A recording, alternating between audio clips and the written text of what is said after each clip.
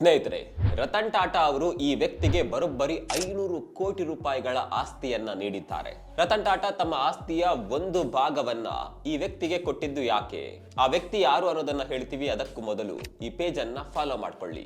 Sir Ratan Tata ಅವರ ಮರಣದ ನಂತರ ಅವರ ಸಂಕಲ್ಪ ಪತ್ರ ರಿವೀಲ್ ಮಾಡಲಾಗಿದೆ. ಅದರಲ್ಲಿ ಈ ಒಂದು ಹೆಸರು ಎಲ್ಲರಿಗೂ ಶಾಕ್ ನೀಡಿದೆ. ಈ ಹೆಸರು ಬೇರೆ ಯಾವುದೂ ಅಲ್ಲ, ಮೋಹಿನಿ ಮೋಹನ್ ದತ್ತಾ.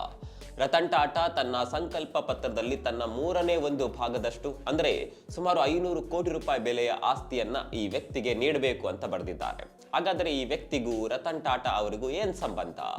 ಇವರು ಜಮ್ಶೇಡ್ಪುರದ ಬಿಸ್ನೆಸ್ ಮೆನ್. ಇವರು ತಮ್ಮ ಕರಿಯರ್ ಅನ್ನ ತಾಜ್ ಗ್ರೂಪ್ ನ ಜೊತೆಗೆ ಆರಂಭಿಸ್ತಾರೆ. ಸರ್ ರತನ್ ಟಾಟಾ 24ನೇ ವಯಸ್ಸಿನಲ್ಲಿ ಇರುವಾಗ ಈ ವ್ಯಕ್ತಿಯನ್ನ ಭೇಟಿ ಆಗ್ತಾರೆ. ತಾಜ್ ನಲ್ಲಿ ಕೆಲಸ ಆರಂಭಿಸಿದ ನಂತರ ಮೋಹಿನಿ ದತ್ತಾ ಅವರು ಒಂದು ಟ್ರಾವೆಲ್ ಏಜೆನ್ಸಿಯನ್ನ ಶುರು ಮಾಡ್ತಾರೆ. ಅದರ ಹೆಸರು ಸ್ಟಾಲಿಯಾನ್.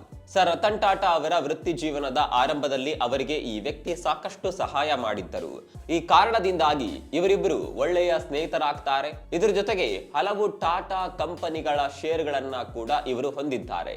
ಇದೇ ಕಾರಣಕ್ಕಾಗಿ ರತನ್ ಟಾಟಾ ಈ ವ್ಯಕ್ತಿಗೆ ಇಷ್ಟೊಂದು ಪ್ರಾಮುಖ್ಯತೆ ನೀಡಿದ್ದಾರೆ. ನೀವು ಕೂಡ ನಿಮ್ಮ ಸ್ನೇಹಿತರಿಗೆ ಇಷ್ಟೊಂದು ಪ್ರಾಮುಖ್ಯತೆ ಕೊಡ್ತೀರಿ ಅಂತ ಆದ್ರೆ ಈ ವಿಡಿಯೋವನ್ನ ಶೇರ್ ಮಾಡಿ, ನಿಮ್ಮ ಸ್ನೇಹಿತರನ್ನ ಟ್ಯಾಗ್ ಮಾಡಿ.